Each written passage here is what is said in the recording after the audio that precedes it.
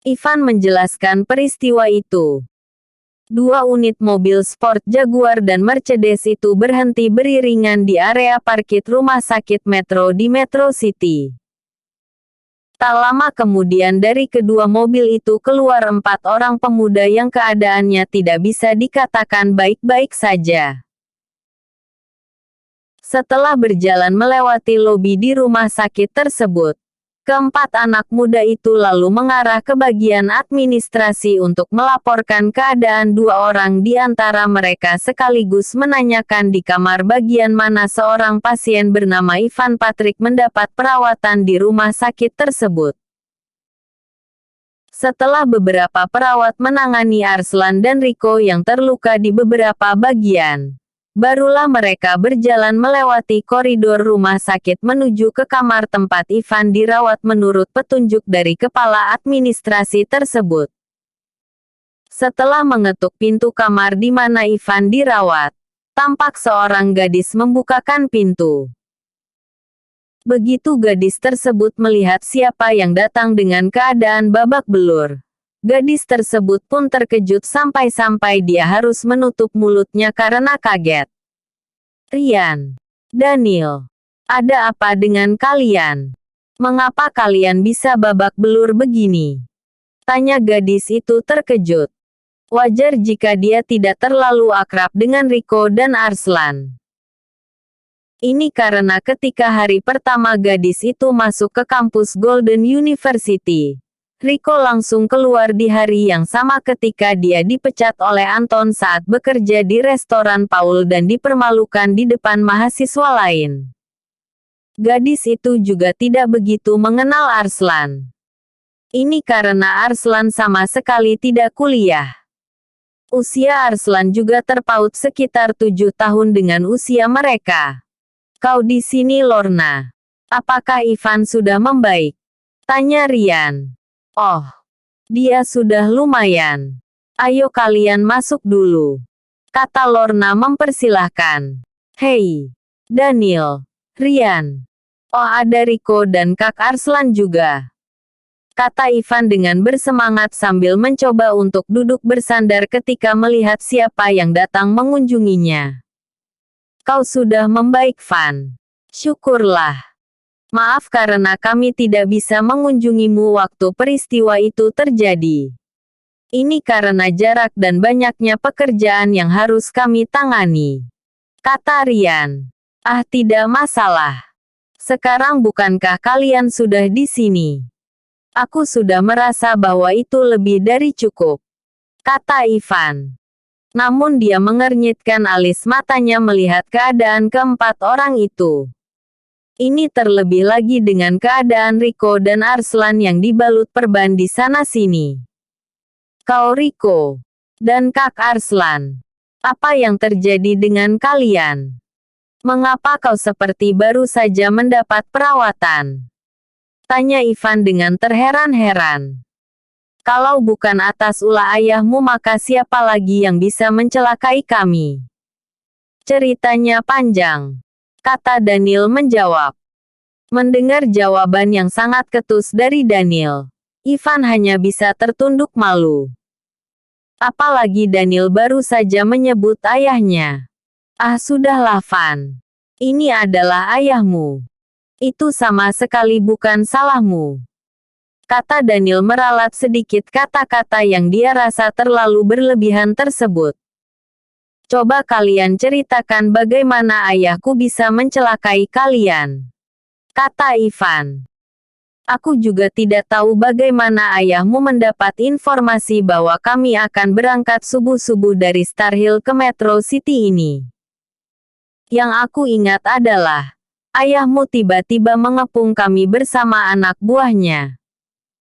Beruntung bagi kami ada anak-anak Dragon Empire yang membantu bersama seorang yang tidak kami kenali wajahnya," kata Daniel menjelaskan duduk perkaranya kepada Ivan. "Aneh. Pasti ada yang telah berkhianat," kata Ivan lalu kembali bertanya. "Di mana kalian dihadang oleh ayahku?" tanya Ivan ingin tahu. "Tepat di atas jembatan Metro City Megatown. Jawab Ryan. Jembatan itu lagi, kata Ivan sambil mendengus. Memang benar bahwa jembatan itu telah banyak memakan korban. Korban pertama adalah istri Draco.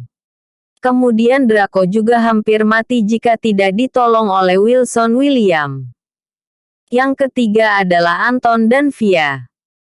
Yang keempat adalah Jerry dan yang terakhir Daniel, Ryan, Rico dan Arslan hampir menjadi korban juga di jembatan itu. Jembatan itu memang sangat angker. Jerry tidak tahu kabar berita setelah dibuang ke jembatan itu. Ivan juga celaka di sana. David dan Kevin sampai saat ini belum sadar juga akibat peristiwa malam itu. Peristiwanya juga di jembatan yang sama, kata Lorna. Nah, masalah Jerry ini, sebenarnya mengapa dia sampai dikepung musuh? Aku hanya mendengar cerita yang simpang siur tentang masalah ini. Kau adalah orang yang bersama dengan Jerry malam itu selain Kevin dan David. Bisakah kau menceritakan kepada kami, Van? Kata Ryan yang ingin mendengarkan tentang peristiwa itu langsung dari orang yang mengalaminya sendiri. Panjang ceritanya, kata Ivan sambil mendesah lalu menghempaskan nafas berat. Ceritakanlah, Van, jika kau tidak keberatan. Kami akan mendengarkannya, kata Daniel setengah memohon. Peristiwa itu berawal dari kakekku, Tuan Besar Smith, Tuan Besar William dan Tuan Besar Walker. Kakek si Lorna ini mengadakan pertemuan, kata Ivan sambil menarik nafas sejenak sebelum melanjutkan. Awalnya pertemuan itu berlangsung dengan sangat baik ketika Mer Braille mengumumkan surat wasiat yang mengatakan bahwa aku adalah pewaris kekayaan keluarga Patrick. Namun entah mengapa tiba-tiba muncul ide dari Tuan Besar William ingin menjodohkan Jerry dan Lorna, kata Ivan sambil menggeleng pelan seperti mengeluh. Hah? Menjodohkan Jerry dan Lorna? Mengapa kau diam saja, Van? Harusnya kau memberitahu kepada mereka bahwa Lorna dan dirimu ada hubungan, kata Ryan menegur Ivan. Itulah yang sampai saat ini menjadi penyesalan terburuk di hatiku. Ketika itu entah karena keluargaku sudah terhutang budi kepada Jerry, ditambah lagi aku tidak diberikan kesempatan untuk berbicara, membuat aku hanya bisa pasrah menerima keputusan mereka. Jangankan aku, Jerry pun tidak diberikan kesempatan untuk mempertahankan pendiriannya, kata Ivan. Lalu apa hubungannya dengan peristiwa itu? Tanya Daniel semakin penasaran. Akibat keputusan sepihak itu membuat Jerry bertengkar hebat dengan Tuan Besar Walker, Tuan Besar William dan Tuan Besar Smith.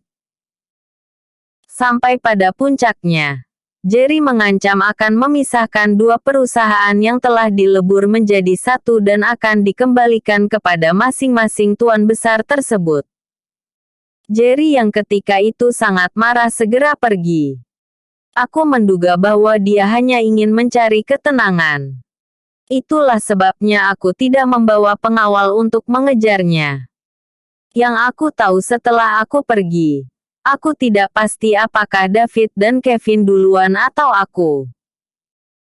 Yang jelas kami bertiga sama-sama menyusul Jerry yang seperti kesetanan mengendarai mobilnya menuju ke jembatan lalu berhenti di sana, kata Ivan. Lalu apa yang terjadi setelah itu, Van? Kali ini Rico yang bertanya sambil menggeser kursinya lebih mendekat. Ketika aku hampir sampai, tiba-tiba sebuah truk menabrak mobil Jerry dari belakang yang mengakibatkan Jerry yang ketika itu sedang duduk melamun di atas mobil terlempar ke depan menghantam aspal. Setelah itu dari gerobak truk berkeluaran orang-orang berbadan tegap menyerang Jerry. Aku pun sampai dan ikut bertarung membela Jerry bersama Kevin dan David. Namun tak lama setelah itu satu pukulan keras menghantam bagian belakang kepalaku. Dan aku pun tumbang seketika itu juga dan tidak ingat apa-apa lagi. kata Ivan menjelaskan rangkaian peristiwa yang menyebabkan Jerry mengalami musibah tersebut. Jadi, kau tidak tahu dalang dari peristiwa itu? Tanya Rico. Sebagai jawaban atas pertanyaan Rico tersebut, Ivan hanya menggeleng lemah. Aku tidak sempat melihat siapapun selain para pengeroyok.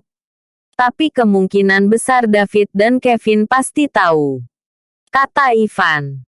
Berarti saat ini David dan Kevin pasti menjadi incaran mereka. Wah, ini tidak baik. Kata Ryan seperti berbicara pada dirinya sendiri. Ya ampun. Mengapa aku tidak berpikir ke arah sana? Kata Ivan. Lorna, pinjam teleponmu.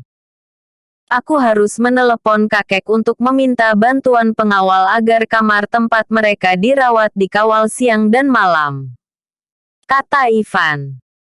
Setelah mendapatkan telepon genggam milik Lorna, Ivan segera memberitahu kepada Tuan Besar Patrick tentang kekhawatirannya. Dalam telepon tersebut, Tuan Patrick berjanji akan mengirimkan beberapa pengawal untuk membantu menjaga keamanan David dan Kevin. Aku akan memikirkannya. Mereka harus dijebak. Kau tunggulah seperti apa Ryan memperdayaimu orang-orang sialan. Kata Ryan sambil mengepalkan tinjunya. Bersambung. Episode sebelumnya. Ternyata ada yang berkhianat. Episode berikutnya. Mereka akhirnya bertemu. Mobil Mercedes hitam memasuki pelataran rumah sakit dan berhenti tepat di samping mobil Jaguar Sport yang telah terparkir di sana sejak tadi. Dari dalam mobil tersebut keluar seorang pemuda memakai baju t-shirt abu-abu dan celana jeans hitam memakai masker dan kacamata hitam.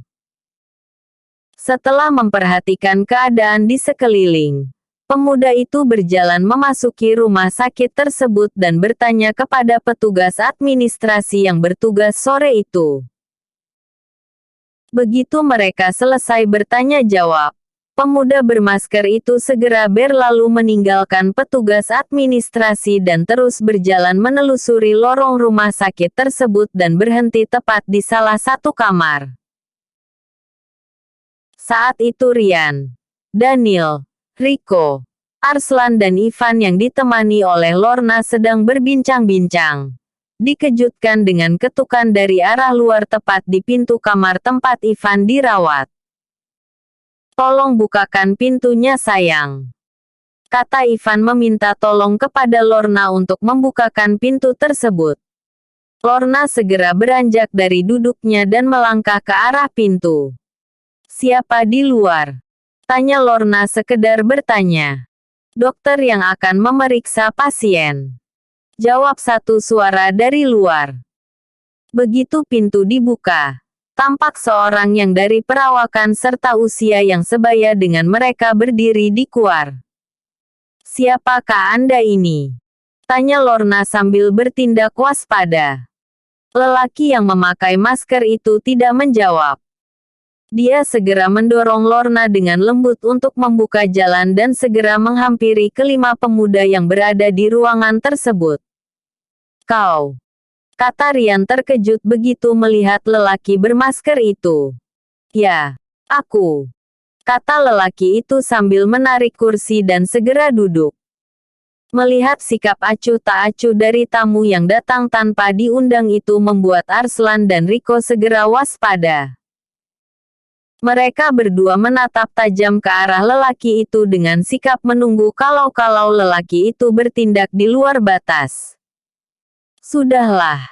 Kendorkan sedikit ketegangan kalian berdua.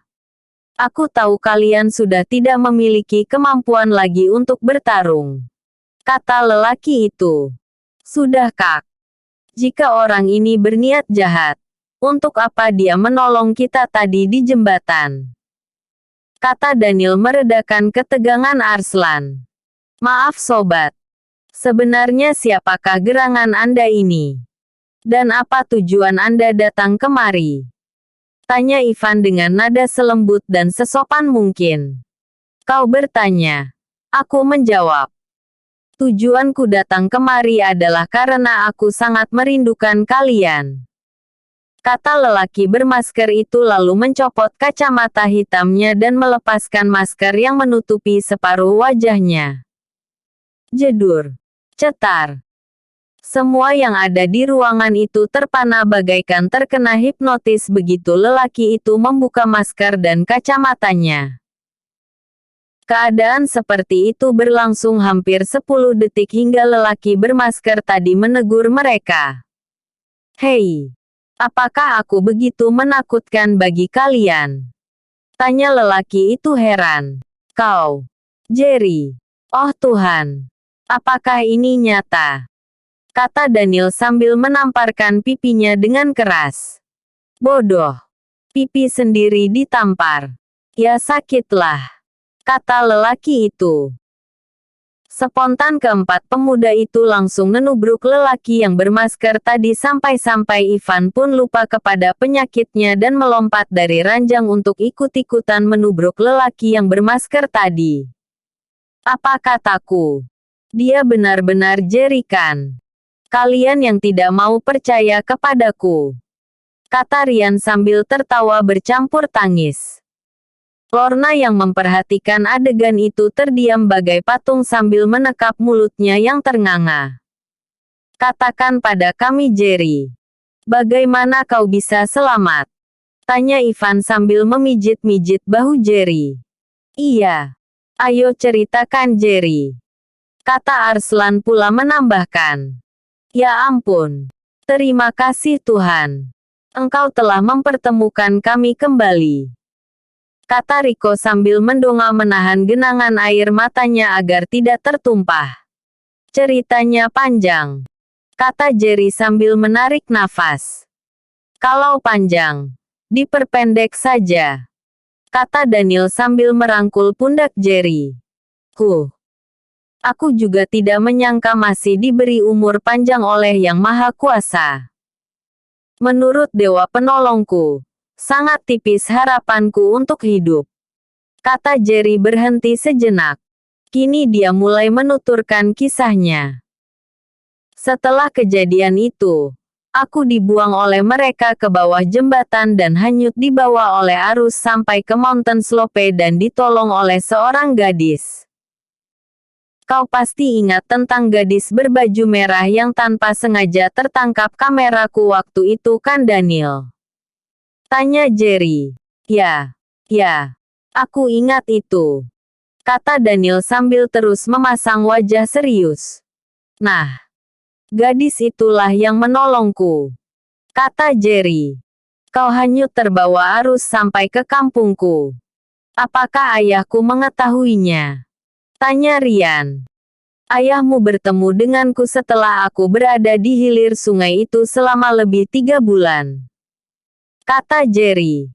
Lalu, bagaimana kelanjutannya Jerry? Tanya Ivan. Setelah aku ditolong oleh gadis itu, ternyata dia tinggal bersama ibunya dan kakek Malik. Kata Jerry. Kakek Malik. Kau beruntung Jerry. Dia adalah jawara tua di kampung itu.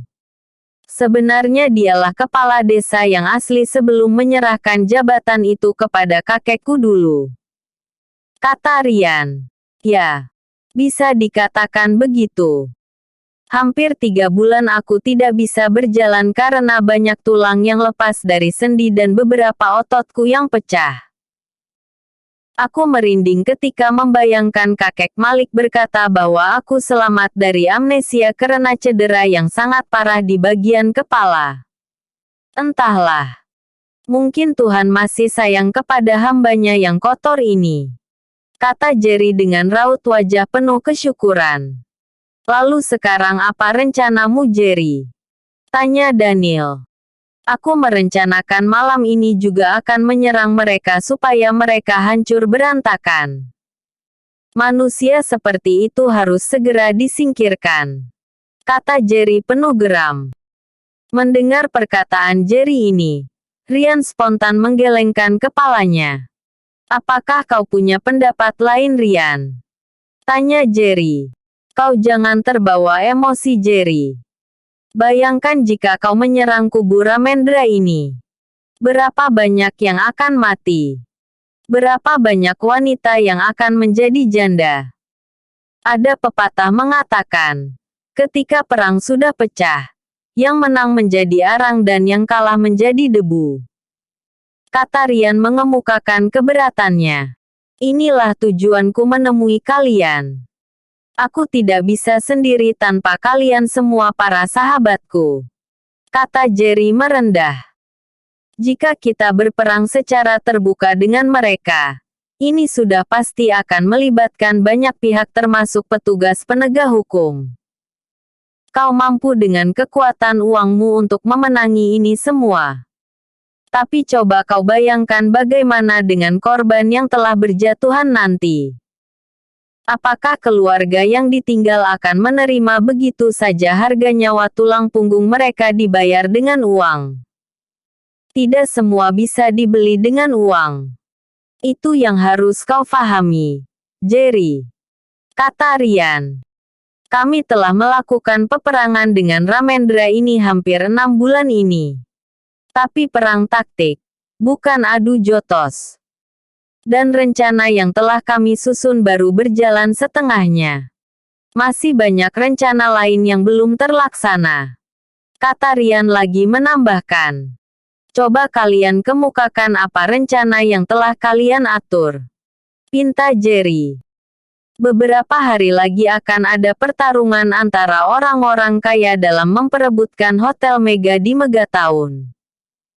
Rencananya kami akan ikut ke sana untuk menjadi pengacau. Aku akan pastikan bahwa adu gengsi akan berlangsung di acara pelelangan itu nanti. Untuk hal seperti itu, maka Daniel adalah rajanya. Kata Ryan sambil menepuk pundak Daniel. Untuk rencana kedua, Rico dan Kak Arslan harus tinggal di rumah sakit ini. Lalu Ryan mendekatkan kepalanya dan menarik kepala Jerry, Rico, Arslan, Daniel dan Ivan sambil membisikkan sesuatu. Bagaimana menurut kalian? Tanya Ryan. Itu ide yang sangat cemerlang. Tanpa pertumpahan darah, tanpa ada nyawa yang melayang. Ini namanya membunuh tanpa menyentuh. Kata Ivan memuji rencana Ryan. Bersambung. Episode sebelumnya, Ivan menjelaskan peristiwa itu. Episode berikutnya, kartu bank yang asli. Kartu bank yang asli. Jerry tertunduk sesaat terpekur menatap lantai ruangan itu sambil menimbang-nimbang rencana yang telah dijelaskan oleh Ryan. Saat ini banyak pertimbangan bergejolak di dalam hatinya antara mengikuti hawa nafsu untuk menyerang kubu Ramendra atau mengikuti rencana Ryan. Jerry sendiri jelas tidak bisa meremehkan rencana dari Ryan ini. Ini karena dia sendiri tahu bagaimana sepak terjang ketiga sahabatnya ini dalam membendung gempuran dari kubu Ramendra. Setelah lebih dari 10 menit menimbang-nimbang, akhirnya Jerry menetapkan hati untuk mengikuti rencana sahabatnya tersebut. Kita tidak memiliki terlalu banyak waktu. Acara pelelangan itu hanya tinggal beberapa hari saja lagi. Kata Jerry sambil mengeluarkan dompetnya dan mencabut sekeping kartu Black Gold dan menyerahkannya kepada Daniel. Dalam kartu ini ada sejumlah uang yang sanggup untuk membeli 10 hotel mega sekaligus. Kau pergunakan ini untuk melawan Ramendra. Ingat Daniel. Menang atau kalah tidak jadi masalah. Ini karena aku sangat menghargai usaha kalian semua. Passwordnya adalah hari ulang tahunku. Kata Jerry menjelaskan kepada Daniel bahwa dia tidak membebankan suatu apapun di pundak Daniel. Bergetar tangan Daniel menerima kartu bank eksklusif itu. Selama hidup, baru kali ini dia memegang kartu yang hanya orang-orang tertentu saja yang memilikinya. Nah itu baru yang asli. Kemarin itu palsu, kata Rico sambil tertawa. Aku mendengar bahwa kau telah menguras uang orang tua itu sebanyak 400 juta dolar. Tanya Jerry. Hahaha. Daniel mau dibodohi. Dia menggali lubang kuburnya sendiri ketika dia memandangku dengan sebelah mata. Kata Daniel sambil tertawa. Tapi kau tahu, Jerry. Setelah itu, aku sangat ketakutan. Ini karena orang-orang Ramendra mulai menargetkan kami sebagai sasaran pembunuhan. Kata Daniel sambil bergidik ngeri. Oh ya, bicara tentang rencana pembunuhan. Ketika kalian mengikuti acara pelelangan itu nanti, kalian tidak boleh sendiri. Aku akan menugaskan Paman Jeff dan Harry untuk membuntuti kalian. Ini karena aku mendapat kabar bahwa ayah angkatku telah diberitahu oleh Tuan Syam bahwa seseorang telah berkhianat dan membocorkan rahasia perjalanan kalian ke Metro City ini kepada Ramendra. Makanya kalian tidak perlu heran mengapa mereka menghadang kalian di jembatan itu, kata Jerry. Kurang ajar. Pantas saja mereka bisa mengetahui keberangkatan kami. Kata Arslan dengan wajah memerah. Siapa orang itu Jerry? Aku akan menghabisi pengkhianat itu. Kata Rico dengan marah. Jangan. Kalian pasti akan mengetahuinya nanti di acara pelelangan proyek terbengkalai milik ayah Ivan. Kata Jerry. Bagaimana kau bisa tahu Jerry? Tanya Daniel. Saat ini pengkhianat itu berada dalam pengawasan Tuan Syam. Kau tahu kan apa keahlian anggota Tuan Syam? Tanya Jerry. Melacak jejak, menyusup, mencari informasi dan bertarung adalah keahlian mereka. Kata Arslan. Perhatikan saja nanti di acara pelelangan itu. Rian pasti bisa menebak siapa orangnya. Aku sangat menghormati orang ini. Selain dia adalah sahabat mendiang ayahku, aku juga bersahabat dengan anaknya. Atas dasar inilah mengapa aku tidak mau bertindak menghukum pengkhianat ini. Kata Jerry dengan wajah sedih. Baiklah Jerry. Kami mengerti. Oh ya, apakah kau tertarik dengan proyek yang bangkrut itu? Jika kau tertarik, kami akan berusaha besok untuk memenangkannya. Kata Daniel. Terserah kepada kalian saja. Kalau kau menganggap proyek itu memiliki potensi, mengapa tidak? Kata Jerry sambil mengeluarkan ponsel yang baru dia beli dan mengirim pesan suara kepada Draco.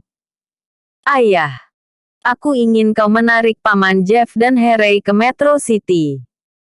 Mereka berdua harus membawa beberapa anak buah untuk mengawal Rian dan Daniel dari jarak tertentu. Kata Jerry dalam pesan suara tersebut. Tidak selang beberapa menit, ponsel Jerry berbunyi menandakan pesan WhatsApp telah masuk. Baiklah. Kau jangan dulu menampakkan diri di depan publik sebelum acara pelelangan itu berakhir. Aku sendiri yang akan turun tangan mengawal kedua sahabatmu itu. Biarkan Jeff berada di country home. Cukup aku dan Harry saja. Kata Draco membalas pesan suara dari Jerry. Baiklah ayah. Aku menurut saja apa katamu. Jawab Jerry lalu memasukkan kembali ponselnya ke dalam saku. Lorna, kau harus bisa menjaga rahasia. Kalian semua juga dengar. Jangan katakan kepada siapapun bahwa aku masih hidup. Ini demi kelancaran rencana Rian juga. Kata Jerry berpesan kepada semua orang yang berada di tempat itu. Di hari pelelangan, Kak Arslan dan Rico harus sudah bersiap sedia. Aku akan meminta Tuan Syam untuk menghubungi pihak kepolisian Metro City. Setelah itu, kita lihat apa yang bisa dilakukan oleh Ramendra untuk membela diri. kata Jerry lagi lalu bangkit berdiri. Kau tenang saja Jerry. Kami akan menjaga rahasiamu, kata mereka. Aku permisi dulu. Calon istri sedang menunggu. Cepat sembuh Van. Suatu saat nanti kita bisa bekerja sama. Aku menduga bahwa masalah ini tidak akan tuntas hanya karena kita bisa menumbangkan Ramendra, kata Jerry menepuk pundak Ivan. Baik. Jaga dirimu Jerry, kata Ivan berpesan. Jerry hanya mengangguk lalu memeluk mereka satu persatu kecuali Lorna. Dia masih merinding melihat wajah Lorna. Ini karena setiap wajah gadis ini dia lihat, maka dia akan terbayang acara perjodohan beberapa bulan yang lalu yang berakibat dia harus mengalami nasib sial. Selesai berbasa-basi, Jerry pun segera memakai masker dan memasang kembali kacamata hitamnya lalu berjalan ke arah pintu.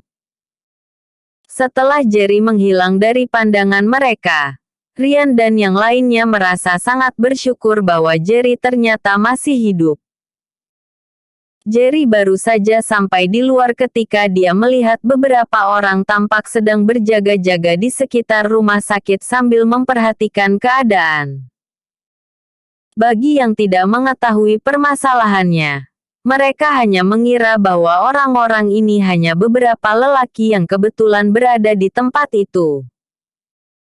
Namun bagi Jerry, dia tahu bahwa itu adalah anak buah Tuan Syam yang sengaja ditempatkan di sekitar rumah sakit untuk memantau keadaan.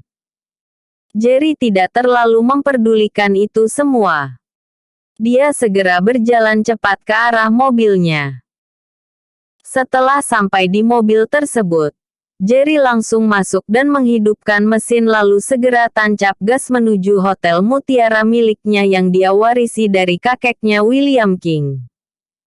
Di sepanjang perjalanan dia terus saja memikirkan apa yang akan terjadi 3 hari ke depan. Apakah setelah Ramendra dapat ditumbangkan akan segera berakhir persaingan dan dia bisa fokus terhadap perusahaan atau akan ada lagi musuh baru yang akan mencoba membuat masalah dengan dirinya atau perusahaan miliknya? Entah sampai kapan begini terus. Miskin dihina, kaya dimusuhi. Apa sebaiknya setelah masalah ini beres, aku akan mengembalikan perusahaan kepada kakek Smith dan kakek William. Dengan begini aku bisa tenang. Memulai hidup baru bersama Clara sebagai seorang petani di kampung halaman Ryan. Pikir Jerry dalam hati sambil terus melajukan kendaraannya menuju Hotel Mutiara di mana Clara, kakek Malik, Roxana dan Draco menunggu. Bersambung. Episode sebelumnya, mereka akhirnya bertemu. Episode berikutnya, rencana Jerry dan Tuan Syam. Rencana Jerry dan Tuan Syam. Prak! Terdengar suara meja digebrak dengan keras. Tampak seorang lelaki tua dengan wajah merah padam mendengus dengan keras. Robin. Bagaimana bisa para pembunuh bayaran itu gagal menjalankan tugas mereka? Tanya lelaki tua itu. Inilah yang membuatku pusing, Ayah. Entah dari mana datangnya seorang lelaki yang tak dikenal kemudian menolong Daniel dan rombongannya. Kata Robin. Aku bisa gila kalau begini terus. Bagaimana mungkin monyet 3 ekor itu bisa begitu licin? Tanya lelaki tua itu lagi. Redahkan dulu kemarahanmu, Ayah. Kita akan memikirkan cara lain untuk menyingkirkan mereka. Kata Robin. Apa kau tahu siapa lelaki yang tidak dikenali ini berasal dari mana? Tanya lelaki tua itu. Entahlah Ayah. Menurut orang-orang kita, dia datang dengan mobil Mercedes-Benz dari arah Megatown. Kata Robin. Siapa lagi ini yang mau ikut campur dalam masalahku? Robin. Kau sebarkan anak buahmu untuk mencari tahu siapa orang yang tidak dikenali itu. kata lelaki tua itu memberi perintah. Baik ayah, kata Robin segera berlalu meninggalkan ruangan itu. Sementara itu, mobil Mercedes hitam telah terparkir di depan Hotel Mutiara. Tampak seorang pemuda keluar dari dalam mobil dengan memakai masker dan kacamata hitam. Begitu dia tiba, tampak seorang resepsionis wanita menegurnya. Karena dia tidak mau banyak urusan, lelaki itu hanya menunjukkan kartu VIP Gold-nya kepada resepsionis. Begitu resepsionis itu melihat kartu VIP tersebut, dia lalu mempersilahkan lelaki itu memasuki hotel dengan hormat. "Kak, dari mana saja kau?" tanya seorang gadis begitu melihat seorang pemuda itu menghampirinya. "Dari menemui para sahabatku." "Oh ya Clara, di mana ayah?" tanya pemuda itu. "Ayah pergi bersama ibu. Katanya mau melihat-lihat rumah. Menurut ibu, dia tidak bisa tinggal di villa pemberian Tuan Wilson karena dia akan merasa sedih bila teringat kejadian dulu," kata gadis yang ternyata adalah Clara itu. "Kapan kau akan mengajakku jalan-jalan Kak?" tanya Clara. "Jangan sekarang Clara. Keadaan tidak memungkinkan untuk saat ini. Setelah esok lusa, aku pasti akan mengajakmu," kata Jerry. "Kemana kakek Malik, Clara?" tanya pemuda itu. "Dia ikut dengan ayah," jawab Clara. "Clara, kau istirahatlah. Aku akan menemui seseorang," kata pemuda itu. "Bolehkah aku ikut?" tanya Clara. Boleh. Tapi dengan satu syarat." "Apa itu syaratnya Kak?" "Kau nanti tidak boleh ikut bicara. Karena apa yang akan aku katakan kepada orang itu nanti adalah sesuatu yang serius dan sangat penting," kata pemuda itu. "Siap Kak. Kau tenang saja," kata Clara dengan girang. Setelah itu mereka pun keluar lalu berjalan menuju lift dan naik ke lantai paling atas. Setelah mereka sampai di atas, kemudian pemuda itu membawa Clara memasuki satu ruangan yang sangat mewah. "Wah, ruangan apa ini Kak? Mewah sekali," celetuk Clara dengan terkagum-kagum. "Ini adalah ruangan pribadiku. Tidak ada yang boleh memasuki ruangan ini tanpa izin dariku," jawab pemuda itu. "Hehehe, hebat sekali dirimu Kak," kata Clara memuji sambil memperhatikan seluruh ruangan tersebut. Pemuda itu hanya tersenyum saja melihat tingkah Clara ini. Dia tidak terlalu memperdulikannya dan mulai mengeluarkan ponselnya dari saku. "Tuan Syam, aku memintamu untuk datang ke ruangan pribadiku di Hotel Mutiara Metro City. Saat ini aku menunggumu. Ada hal penting yang ingin aku bahas," kata pemuda itu melalui pesan suara WhatsApp. "Aku mengetahui bahwa Anda masih hidup dan telah kembali ke Metro City. Tapi aku tidak menduga bahwa Anda akan menghubungiku secepat ini," kata Tuan Syam membalas pesan pemuda tersebut. "Tidak banyak waktu, Tuan Syam. Cepatlah datang," kata pemuda itu lagi. "Baiklah Tuan Muda Jerry. Saya akan segera ke sana," kata Tuan Syam. "Clara, kau nanti jangan mencela pembicaraan kami, oke?" Pesan pemuda yang ternyata adalah Jerry William tersebut. "Tenang saja Kak. Aku akan diam saja," jawab Clara dengan acuh tak acuh. Setelah menunggu hampir 1 jam, akhirnya yang ditunggu pun tiba juga. Setelah mengetuk pintu, Tuan Syam pun memasuki ruangan tersebut dan dengan hormat menyapa Jerry. "Tuan Muda, apakah ada hal yang begitu penting yang ingin Anda bicarakan atau ada tugas yang ingin Anda berikan kepada saya?" tanya Tuan Syam. "Kedua-duanya Tuan Syam," kata Jerry sambil mempersilahkan Tuan Syam untuk duduk. Baiklah Tuan Muda. Silahkan Anda mengatakan kepadaku tugas seperti apa dan hal apa yang harus kita bicarakan. Kata Tuan Syam sambil duduk. Tuan Syam. Tidak akan lama lagi pelelangan akan dibuka di Megathaun. Anda pasti tahu bahwa Ramendra akan mengikuti acara pelelangan itu. Namun tugas untuk itu telah diambil alih oleh Daniel dan Ryan. Masalahnya saat ini adalah, aku ingin menyerang Ramendra dan Robin ini dari dua sisi. Kata Jerry. Saya tertarik untuk mendengarkan lebih lanjut seperti apa rencana Tuan Muda ini. Kata Tuan Syam menggeser duduknya. Begini Tuan Syam. Kata Jerry sambil membisikkan sesuatu di telinga Tuan Syam. Tuan Syam yang mendengarkan penuturan dari Jerry sedikit pun tidak menyelah sampai Jerry selesai berbicara. Lalu apa yang harus saya lakukan, Tuan Muda? Tanya Tuan Syam. Aku mengetahui bahwa Anda memiliki ramai kenalan dari pihak kepolisian yang masih aktif bertugas. Aku ingin Tuan Syam menghubungi mereka untuk menyamar dan jangan lupa untuk menyewa wartawan agar memuat berita palsu di media baik itu media cetak, online ataupun televisi.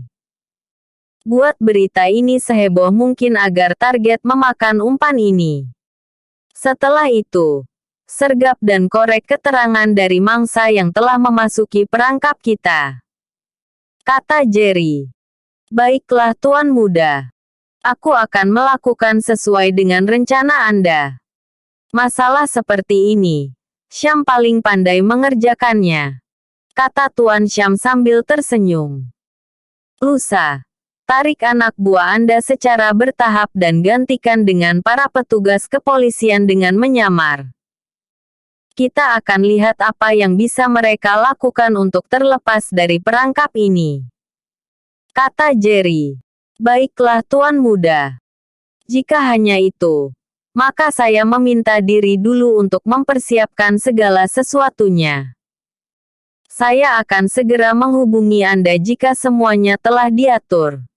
Kata Tuan Syam sambil bangkit berdiri. Tuan Syam. Mengenai pengkhianat itu, terserah Anda mau memperlakukannya seperti apa.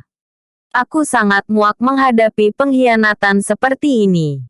Kata Jerry. Dia akan berakhir di tanganku. Tuan Muda tenang saja. Kata Tuan Syam. Setelah semuanya selesai, Tuan Syam pun berbalik hendak meninggalkan ruangan tersebut. Namun dia mengurungkan niatnya ketika dia melihat Clara. Apakah Anda sekarang mulai nakal Tuan Muda? Tanya Tuan Syam. Hah? Kata Jerry terkejut. Dia lalu cepat menguasai keterkejutannya ketika melihat arah pandangan Tuan Syam. Oh, itu adalah Clara. Putri ayah angkatku. Kata Jerry menjelaskan. Wah. Ternyata Draco berhasil menemukan kembali keluarganya yang telah hilang. Aku turut bahagia untuknya. Kata Tuan Syam lalu bergegas pergi meninggalkan ruangan itu. Bersambung. Episode sebelumnya. Kartu bank yang asli. Episode berikutnya. Rico dan Arslan menyamar jadi pasien. Rico dan Arslan menyamar jadi pasien. Pasangan setengah baya itu berjalan diikuti oleh seorang lelaki tua di belakangnya menelusuri koridor rumah sakit. Sebelum sampai ke salah satu kamar yang dia tuju, seorang lelaki setengah baya dan seorang lagi lelaki berusia di atas 50-an segera menyambut kedatangan ketiga orang tersebut. Ketua, Anda telah kembali. Kata lelaki setengah baya tersebut sambil memperhatikan seorang wanita yang berdiri di samping lelaki yang dipanggil ketua itu. Ketua, apakah ini Roxana? Tanya lelaki itu sambil menggosok-gosok matanya. Benar. Kau tidak salah lihat. Ini adalah Roxana, istriku yang telah menghilang 22 tahun yang lalu saat peristiwa itu. Kata lelaki setengah baya itu lalu menceritakan awal pertemuannya dengan Roxana dan juga menceritakan bahwa Jerry juga masih hidup. Oh ya, Regan. Dan Tuan Leonard. Perkenalkan. Ini adalah Paman Malik. Beliaulah yang telah menyelamatkan istri dan anakku yang hampir mati karena ulah Robin. Aku tidak tahu jika tidak ada Paman Malik ini. Tentu aku tidak akan pernah bisa bertemu semula dengan istriku. Kata lelaki itu. Regan dan Tuan Leonard pun segera menyalami lelaki tua yang ternyata adalah kakek Malik tersebut. Bagaimana kabar Kevin dan David? Tanya lelaki setengah baya itu. Entahlah, Draco. Sepertinya sangat tipis harapan bagi putra kami untuk bisa bertahan hidup. Bayangkan sudah 6 bulan dia terbaring koma. Namun tidak ada tanda-tanda bahwa dia akan terbangun. Kata Tuan Leonard dengan lesu. Anda Tuan Leonard dan kau Regan. Kalian tidak boleh putus asa. Tujuanku datang kemari justru ingin membantu agar David dan Kevin segera sembuh seperti sedia kala. Kata lelaki setengah baya yang ternyata adalah Draco itu. Apakah itu mungkin? Draco. Kau tahu bahwa dokter terbaik di kota ini telah diminta bantuan untuk membantu anak kami agar segera sadar. Namun sampai saat ini kau lihatlah sendiri. Kata Tuan Leonard seperti putus asa. Aku dapat merasakan tipisnya harapan di hati kalian. Namun jika dibandingkan dengan putra kalian, Jerry jauh lebih parah. Namun dia bisa diselamatkan oleh Paman Malik ini. Kata Draco sambil membungkuk sedikit ketika menunjukkan lelaki tua itu dengan ibu jarinya. Apakah itu benar, Draco? Aku justru lebih bahagia ketika mendengar bahwa tuan mudaku masih hidup. Kata Tuan Leonard. Sama. Aku juga begitu. Aku sangat bersyukur bahwa tuan muda masih hidup. Ketua. Di mana tuan muda saat ini? Tanya Regan.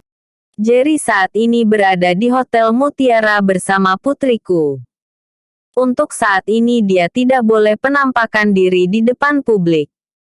Ini karena bisa mengacaukan semua yang telah direncanakan oleh ketiga sahabatnya untuk mengalahkan Ramendra. Kata Draco.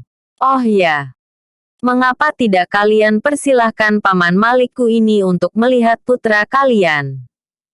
Tanya Draco menegur. Oh. Iya. Maafkan kami Paman Malik. Kami terlalu bahagia mendengar bahwa tuan muda kami ternyata selamat. Kata Leonard sambil mempersilahkan ketiga tamu itu untuk memasuki kamar di mana Kevin dan David terbaring koma. Lelaki tua yang adalah kakek Malik itu hanya mengangguk pelan sambil melangkah mendahului yang lainnya memasuki ruangan tersebut. Dia segera menghampiri ranjang di mana David terbaring.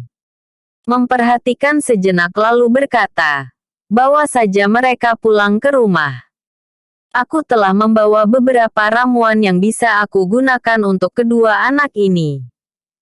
Itu pun jika kalian percaya kepadaku." Kata kakek Malik. Tampak keseriusan dan wibawa yang sulit untuk ditentang dari sorot mata dan gaya bicaranya. Mendengar kakek Malik berkata demikian, Tuan Leonard dan Regan sejenak saling pandang lalu Leonard yang lebih tua dari Regan pun berkata, tidak ada pilihan lain. Aku juga telah pasrah. Apa bedanya dengan di sini? Toh mereka juga tidak bangun-bangun. Kata Tuan Leonard. Begini Paman. Aku khawatir jika dokter tidak akan mengizinkan kami untuk membawa pulang anak kami ini.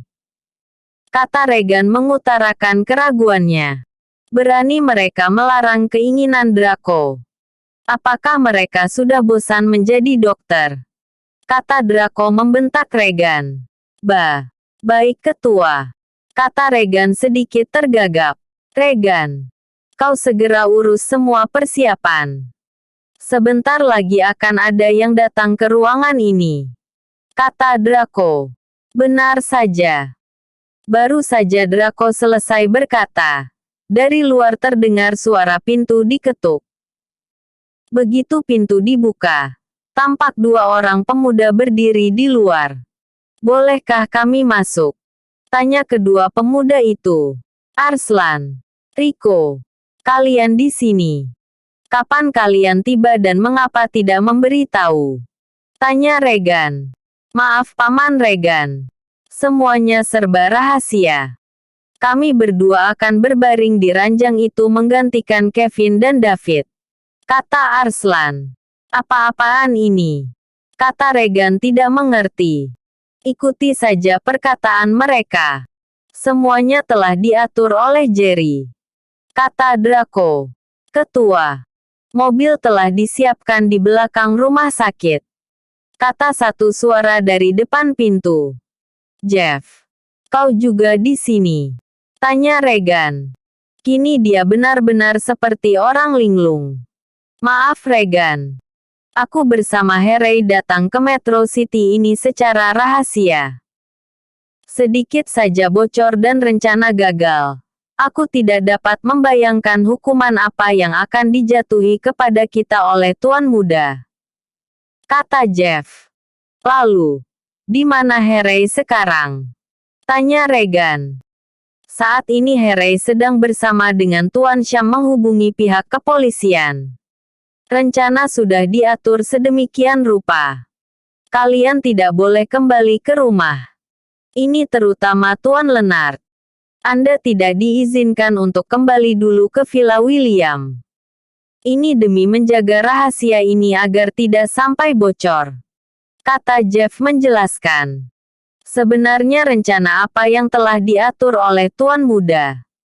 Tanya Leonard yang tampak kebingungan.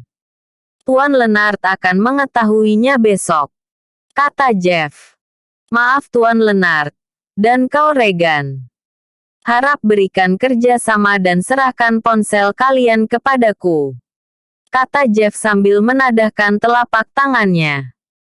Apakah kau juga tidak mempercayai kami lagi sampai sebegitu rupa? Tanya Regan sedikit tersinggung. Ini perintah dari Tuan Muda. Kata Jeff. Tuan Leonard dan Regan tidak punya pilihan lain selain menuruti kemauan Jeff. Mereka berdua mulai merogoh saku celana mereka dan mengeluarkan ponsel masing-masing untuk diberikan kepada Jeff. Ayo semua bersiap-siap. Mari bantu aku membawa Kevin dan David keluar melalui jalan belakang. Kata Draco. Kau Arslan dan kau Rico. Hati-hati. Ingatlah untuk tidak gegabah. Lakukan sesuai dengan yang telah disepakati agar rencana ini tidak rusak oleh kalian berdua. Kata Draco berpesan kepada kedua pemuda itu. Anda dapat percaya kepada kami Paman Draco. Kata Rico dengan mantap. Ayolah cepat. Waktu kita tidak banyak. Kata Jeff menegur kelambanan mereka dalam bergerak. Baik. Ayo kita pergi. Kata Draco. Setelah semuanya pergi, kini tinggallah Arslan dan Rico di ruangan tersebut.